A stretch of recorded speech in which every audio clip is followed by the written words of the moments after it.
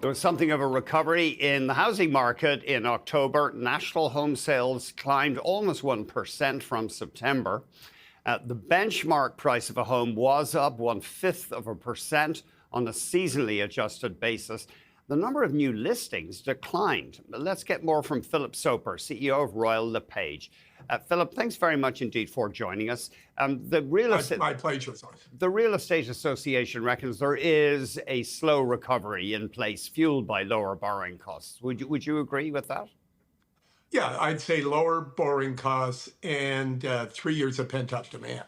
It's been a while since the pandemic boom, and people are having babies, getting new jobs, looking for new housing. But for many of them, they have delayed making those big decisions.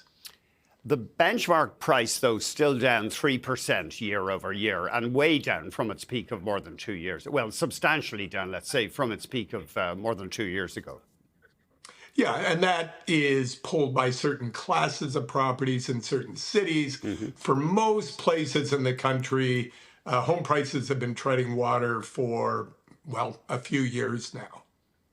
That's interesting. You're talking in particular, I guess, Toronto and Vancouver. I mean, especially for condos, for example, they've seen serious weakness. Exactly. If you were to look at home prices in a city like Montreal or Halifax or Edmonton, our moderately priced cities, home prices haven't gone very much up, but they've inched up the same way they're inching down in broad major metropolitan areas like Toronto and Vancouver. And then we have those special asset classes like the investor-friendly Toronto Condo. They really got hammered under the very high inflation and high interest rates post-pandemic, and the cutback in temporary foreign workers and foreign students. It's interesting how difficult it seems to be in places like Ontario, though, to increase the supply of housing. One problem being that a lot of the speculators who bought properties to rent them have come out of the market. Demand has collapsed around Toronto for condos, for example. Yeah. And, speculators is a broad term, actually. There are a relatively small slice of buyers in the market who are what we call flippers. We don't like flippers. They try to buy low and sell high. Of course, they've been out of business since the pandemic because there hasn't been enough activity in the market, enough movement in prices to make a flipper's world work. But if you're speculating in terms of buying a condominium as an alternative to an RSP and holding it and becoming a landlord for a number of years, that's been a tough market. The math has been hard to make work. And it sounds like we got, let's face it, substandard housing. In Toronto, I'm talking about tiny apartments that people don't want to live in. Yeah, you know what we're finding selling in the condominium sector are condominiums with parking.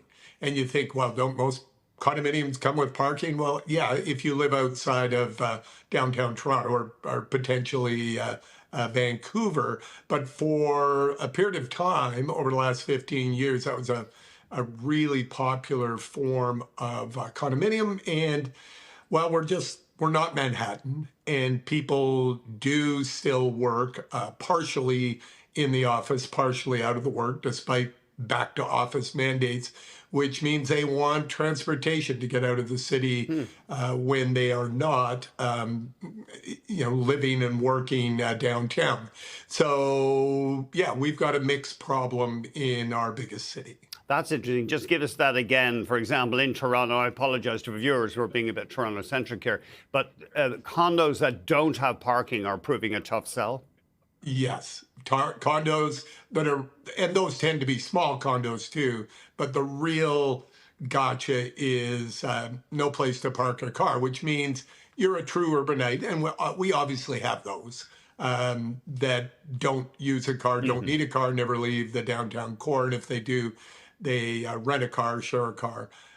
But for the majority of people buying homes now, remember our biggest cohort demographically, it's the millennials, even bigger than the baby boomers, and they aren't kids anymore. We've got 45-year-old millennials. So they want a car and they can afford one. They just need a place to park it.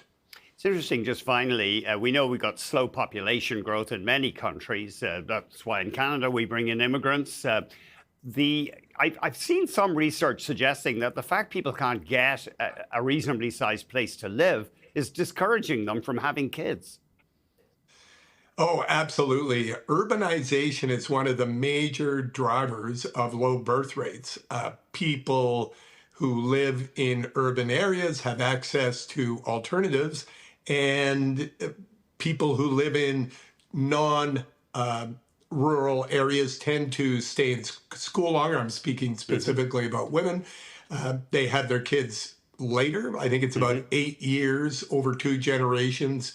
The first kid is now early 30s. It used to be, call it 24 years old when baby boomers were having kids. Now it's about 32. So yeah, fewer children, and a lot of that relates to where they live. We'd better leave it there. Phil, thank you very much indeed for joining us this morning. My pleasure. Phil Soper, CEO at Royal LePage.